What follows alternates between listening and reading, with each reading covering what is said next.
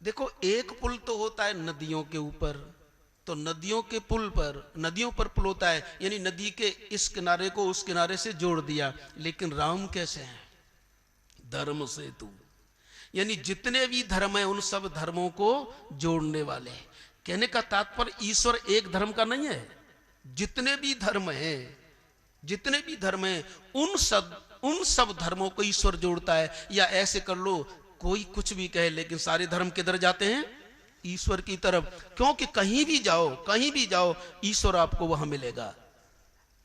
धर्म से तो पालक तुम ताता। लेकिन अब दृष्टि वहां रखो कि जीव गोंद है और ईश्वर स्नेह है। राम जी, गुरु जी, तो कोई बात नहीं, लक्ष्मण के हृदय में लालसा है तो कह दो चले जाएं, यदि उनके। लेकिन मेरी समझ में यह बात नहीं आ रही कि इसके लालसा कैसे आ गई विरागी के।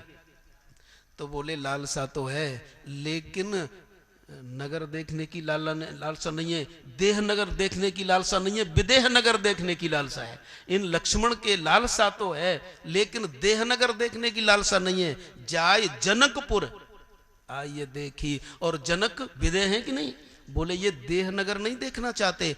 असल में विरागी वही है जो देह नगर नहीं देखना चाहे, विदेह नगर देखना चाहे, यानी शरीर से ऊपर उठना देखना चाहे, शरीर के ऊपर उठने के लिए जिसकी यात्रा हो। लेकिन विश्वामित्र जी बोले, तो राम जी, मैं आज्ञा देता हूं, लखन, लखन से कह दो, मैं तुमसे कहता हूं लखन से कह दो।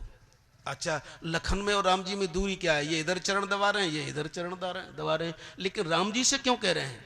राम जी से इसलिए कह रहे हैं क्योंकि सीधा संबंध, संवाद का किससे है?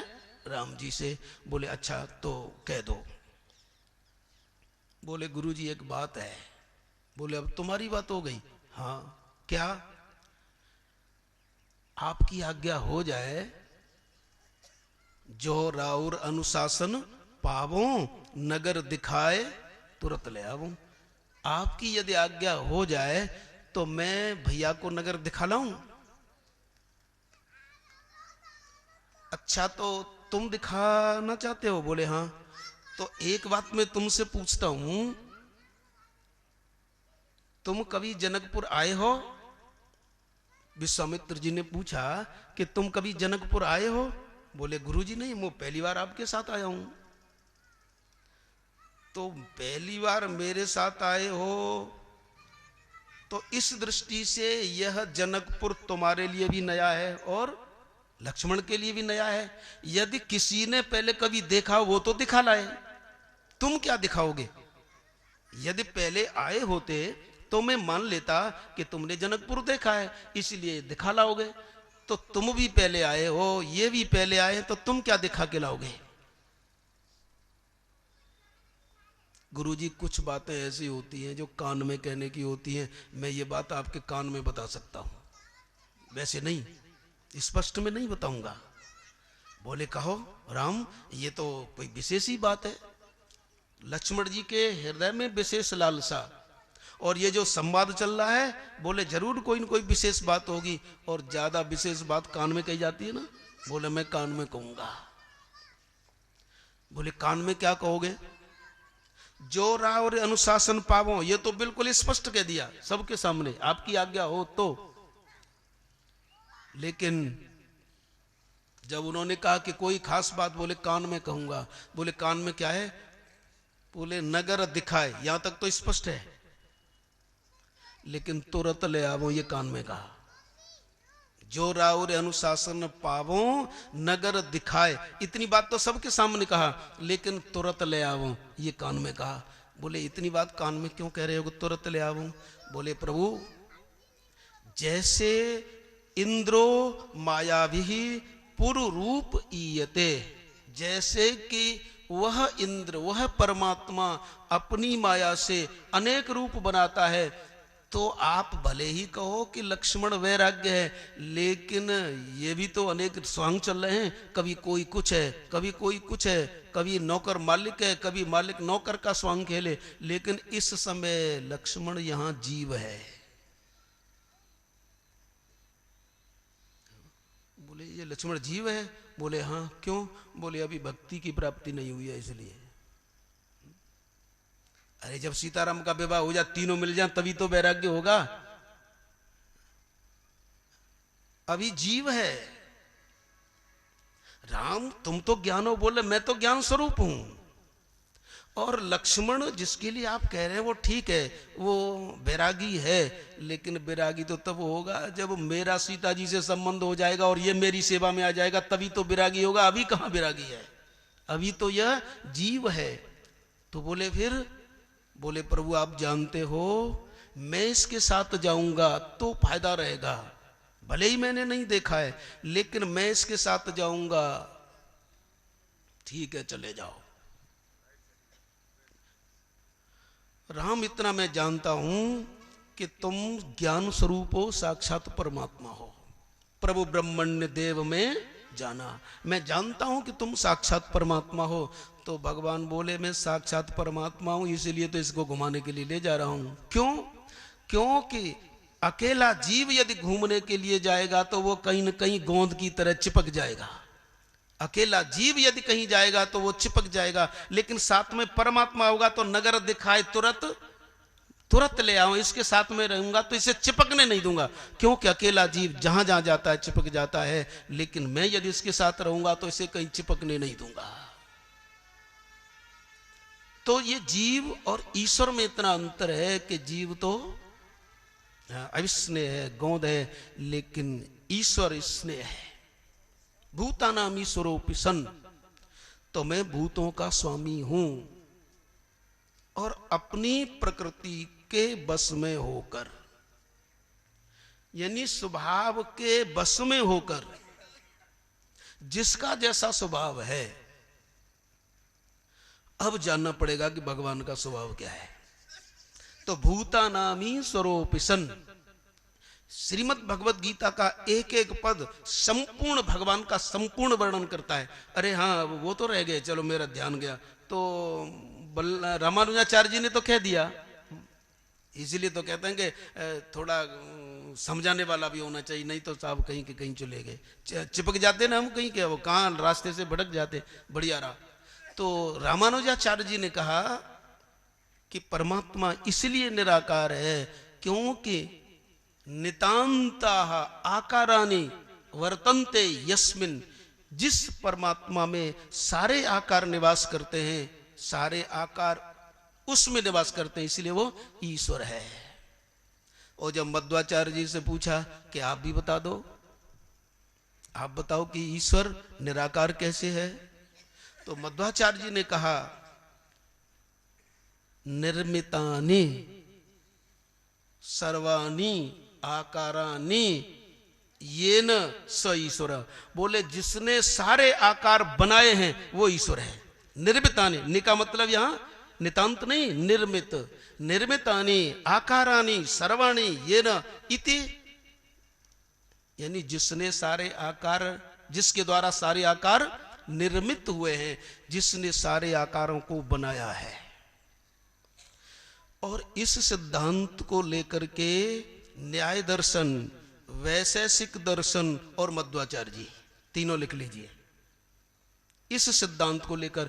क्योंकि कोई कोई बात किसी से मेल खाती है, किसी से नहीं खाती।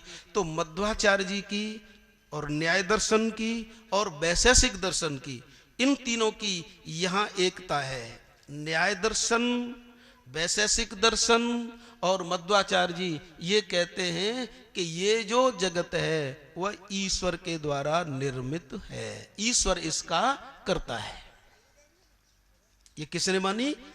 तीन लोगों ने, यानी दो दर्शन, न्याय दर्शन और वैशेषिक दर्शन, और हमारे मध्वाचार्य जी, कि वह परमात्मा निराकार इसलिए है क्योंकि उस परमात्मा ने सारे आकार बनाए हैं। निर्मितानि आकारानि सर्वाणि इति निराकार।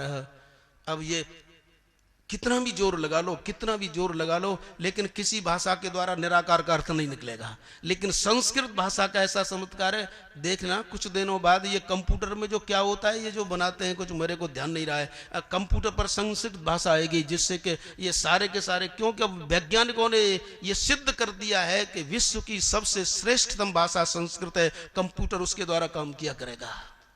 ये निश्चय कर लिया है। अभी अभी ज्यादा नहीं, 2 महीने पहले ये समाचार मिला साहब, वैज्ञानिकों ने कहा। तो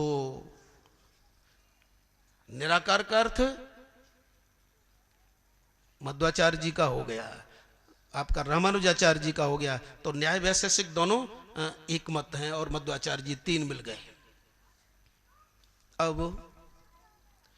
अब नंबर आया साहब,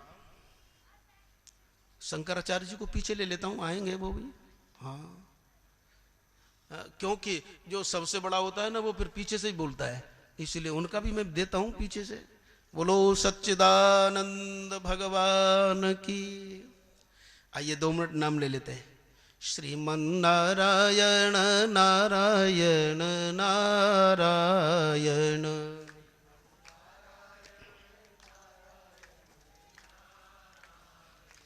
भजमन नारायण नारायण नारायण,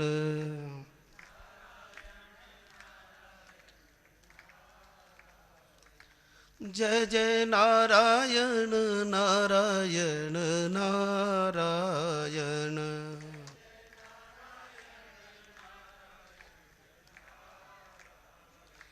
जय जय नारायण नारायण नारायण,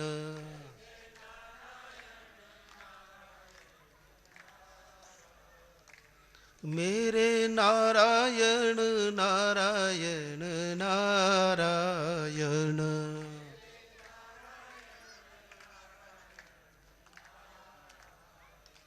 जय जय नारायण नारायण नारायण,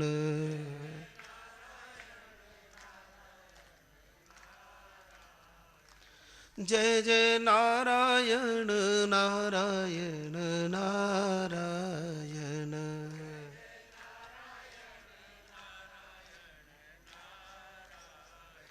श्रीमन्नारायण नारायण नारायण,